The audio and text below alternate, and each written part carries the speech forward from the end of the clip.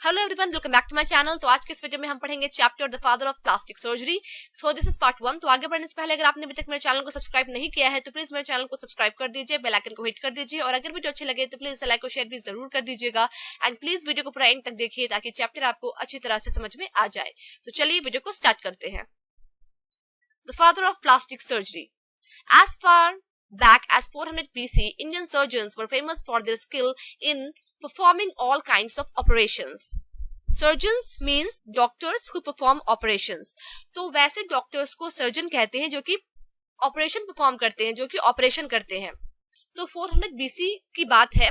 Indian surgeons जो थे वो हर तरह के ऑपरेशन को परफॉर्म करने की जो स्किल थी उनके अंदर, जो कौशल था, उस कौशल के लिए वो बहुत ही फेमस थे। वो इसलिए फेमस थे क्योंकि वो लोग हर तरह के ऑपरेशंस कर लेते थे। They could remove cataracts from blind eyes. Cataracts means clouding of the lens in the eye. Means मोतियाबिंद जिसे हिंदी में कहते हैं, उसे इंग्लिश में कैटरैक्ट कहते हैं। तो जो इंडियन सर्जन्स थे उस वक्त के, वो लोग ब्लाइंड आई से भी कैटरैक्ट क्या करते थे, रिमूव कर लेते थे। इतने स्किलफुल थे वो लोग। They could operate on the intestines, और वो इंटेस्टाइन को भी ऑपरेट करते थे। मीन्स पेट की जो आंत होती है उसे भी ऑपरेट कर लेते थे। They were experts in plastic surgery and could actually give people new noses by removing some skin from their cheeks and joining it to the nose. Plastic surgery means an operation by which someone's face or body that has been damaged or burnt can be repaired. तो plastic surgery का मतलब होता है एक तरह का operation जिसमें किसी के फेस या फिर बॉडी का वो पार्ट जो कि डैमेज हो चुका है या फिर जल चुका है उसे दोबारा से रिपेयर किया जाता है, उसे प्लास्टिक सर्जरी कहते हैं। तो इंडियन सर्जन्स जो थे 400 BC के टाइम में, वो लोग प्लास्टिक सर्जरी करने में भी एक्सपर्ट थे। बहुत इजीली से प्लास्टिक सर्जरी कर लेते थे और लोगों के चीक्स के स्किन को रिमूव करके उन्हें नोज के साथ ज्वाइन करके उनके नोज को एक अलग शेप दे देते थे, एक अलग लुक दे देते थे। We know about surgery in ancient India from the Sushruta Samhita. तो एंसेंट टाइम में, एंसेंट इंडिया में जितनी भी सर्जरी हुई है उसके बारे में हमें किसके थ्रू पता चला? सुश्रुता संहिता के थ्रू। ये एक बुक है जिसका नाम है Sushruta Samhita. This book written in Sanskrit, और ये बुक जो है वो संस्कृत में लिखी हुई है। Contains the teachings of a remarkable man Sushruta, और इस बुक में किसकी टीचिंग्स के बारे में बताया गया है? A remarkable man. Remarkable man means बहुत ही ध्यान देने योग्य व्यक्ति जिनका नाम था सुश्रुता। उनकी टीचिंग्स को, उनकी नॉलेज को इस बुक में लिखा गया है और इस बुक का नाम दिया गया है Sushruta Samhita. In fact Arabian, Persian and Latin translations of Sushruta Samhita helped countries all over Europe and West Asia to train skillful doctors. और ये जो बुक थी सुश्रुता संहिता जो कि संस्कृत में लिखी हुई थी, इसके अलग अलग ट्रांसलेशंस भी पब्लिश किए गए, अरेबियन, पर्शियन और लैटिन ट्रांसलेशंस। तो इस बुक की डिफरेंट ट्रांसलेशंस को पढ़कर यूरोप को और वेस्ट एशिया को बहुत हेल्प मिली स्किलफुल डॉक्टर्स को ट्रेन करने के लिए। However, Sushruta and the doctors of his time thought that book learning was of very little use by itself. हालांकि सुश्रुता जो थे और उनके टाइम के जो डॉक्टर्स थे, उनका ये मानना था कि जो बुक लर्निंग होती है, जो बुक से पढ़कर जो नॉलेज हासिल की जाती है, वो बहुत कम यूजफुल होती है। वो उतनी ज्यादा यूजफुल नहीं होती, बस थोड़ी सी ही यूजफुल होती है।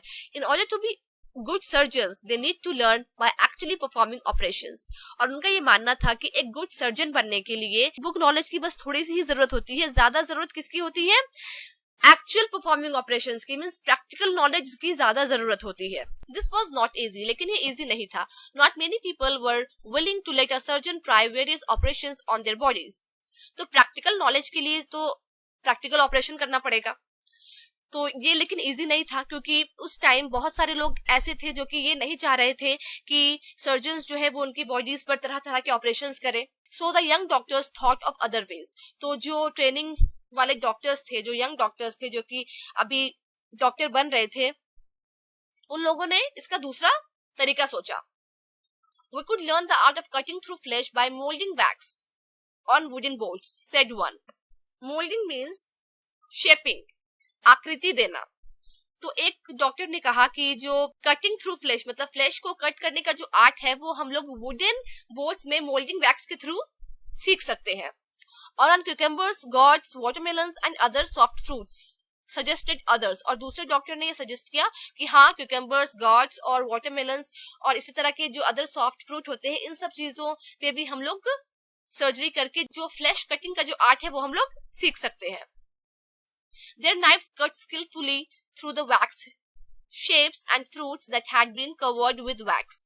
और वो यंग डॉक्टर्स काफी स्किलफुली वैक्स शेप्स और फ्रूट्स जो कि वैक्स से कवर्ड होते थे उन पर अपना जो प्रैक्टिस है वो करना शुरू कर दिया. Sushruta told them, you can learn how to tie good bandages by working on the bodies of life-size dolls stuffed with linen.